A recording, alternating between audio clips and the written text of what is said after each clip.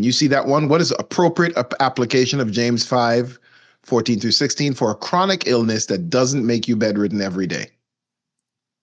I feel like that's kind of short-ish. All these New Testament, you guys are killing me.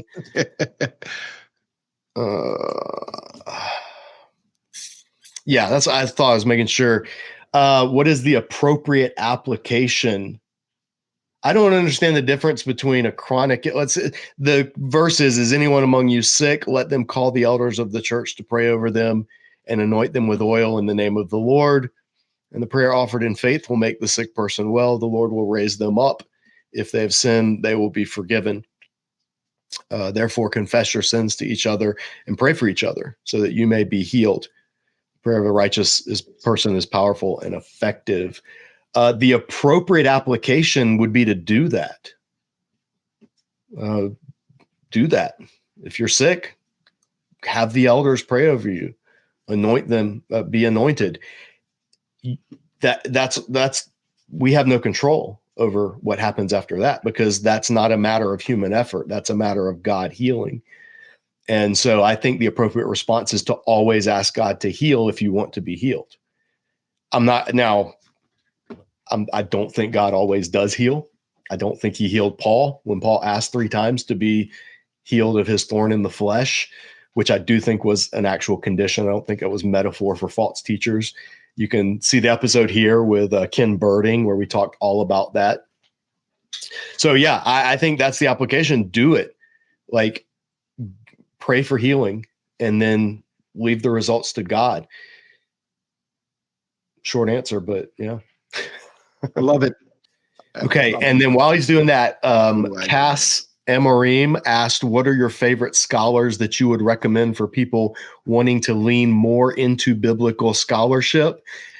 That's an easy one to answer. Right off the bat, Richard Middleton. Read Richard's work. Our mutual friend, Carmen Imes. Facts. I recommend Carmen Imes's work. Nijay Gupta. Nijay and I went to seminary together. I recommend Nijay's work. Esau McCulley. Esau and I also went to seminary. In fact, Esau, Nijay, and I were all in seminary together. He's an excellent New Testament scholar in his own right. Top of the list is Christopher Wright. Anything you see by Christopher Wright, W-R-I-G-H-T, Christopher Wright, without hesitation, I say get it and read it. I don't care what it is. He is my favorite scholar by far. N.T. Wright, also no relation, but I refer to them as O.T. Wright and N.T. Wright because Christopher Wright is an Old Testament scholar. N.T. Wright is a New Testament scholar. N.T. Wright is a phenomenal scholar. His work is wonderful. Don't always agree with him, but he's still really good. Some other scholars, I mean, there's so basically anyone that I've ever had on Disciple Dojo, it's because I would recommend people read their work. So we just had Andrew King on, Old Testament scholars, Matt O'Reilly, Wesleyan Global Methodist Church, New Testament scholar, Lois Tverberg, author that focuses on the Jewish background of Jesus. I love Lois's work. I think she's great. Sandra Richter, Carol Kaminsky. What I'm thinking in my head is who do I want to make sure I don't leave out, because there is just too many. Basically, like everybody behind me on my shelves here. Craig Keener, Ben Witherington, obviously David De Silva. There's so many, but scroll Disciple Dojo, go to the playlist here on the channel of interviews and just scroll that, and everybody in that, I would recommend their work. But yeah, top 5, if I had to say top ones, off the top of my head, Christopher Wright, Carmen Imes, and David De Silva. I'd say start with those 3. Because you get a kind of they do broad and they have a lot of popular level work. And the big question, well, not the big question, the OT question is there. Could you do a brief overview on the historical controversy raised in modern times on the historicity of the pre-divided, holy cow, this is a technical question, monarchy texts of the Bible, and how do you see this issue? I have no idea what he's talking about. Have fun with this one, JL. So I think all I mean by that, Eric, is I am not that smart. Well, I think if I'm reading the question correctly, is the historical controversy raised in, I don't know what modern times would mean. Do you mean like 1800s on, or do you mean like right now? And then the history, pre-divided monarchy text. So the text, so the Torah, basically, and the prophets like Joshua, Judges, Ruth, that would be the First and Second Samuel would fall into that, because the monarchy doesn't split until after that in the Book of Kings. So I think just this would refer primarily in my mind to Torah, to the Pentateuch, and the idea that the documentary hypothesis theory that everybody used to think Moses wrote the Pentateuch, and then in the 1800s people started saying, oh, actually it's 4 sources, a J source, E, D, and P. And then that just became a whole field in and of itself. And I've talked about that in some Bible reviews. I've talked about that. I think we've done something here on the channel on it. If that's what you're asking about, Eric, if I'm reading this correctly and you are asking primarily about the Pentateuch, I do not hold to a documentary theory. I think documentary approaches are theories in search of data.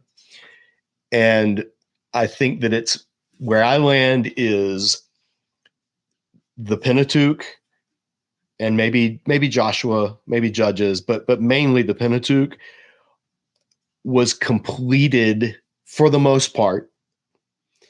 There's the possibility of later updates of place names or, additions, like Moses being the most humble man who ever lived. I don't think Moses wrote that about himself, for instance, or about his death. So with that caveat that there are later editorial clarifications and glosses and additions to the Pentateuch, I think the bulk of what you read in those early Old Testament books comes from the 2nd millennium BC. I think most of it comes, like if the Exodus was around the 1400s, although some people say it's around the 1200s BC, I think that you can make a good case for either. I lean towards the 1400s. I think that everything that we know of as the Torah would have been, for the most part, finished by the time, but before the Davidic monarchy. So, whenever you want to date that. 1,000, just rough estimate, 1,000 BC. That's the latest I would put most of the Pentateuch. If you want to go deeper on that and actually look at it, the study Bible we're going to be giving away at the end, the Archaeological Study Bible, has fantastic essays all about that question at numerous places in it. And then Dwayne Garrett, his book, Rethinking Genesis, he looks at the book of Genesis and asks those documentary type questions, and shows how it's actually more likely that Genesis goes back to something in the 2nd millennium. So there's a lot more in that. That's a whole field. And so, no, I can't give a survey of it. Obviously, it would just run afoul. But I would say start with Garrett's work in rethinking. Actually, start with the Archaeological Study Bible, and then read Garrett's work, Rethinking Genesis. Also read behind me on the shelf, I think it's somewhere behind me, Nahum Sarna. I think it's Sarna, is for a Jewish response to documentary hypothesis. I think it's Sarna. I don't have to know. This is off the cuff, and it would take away time for me to go look. But that's where I land.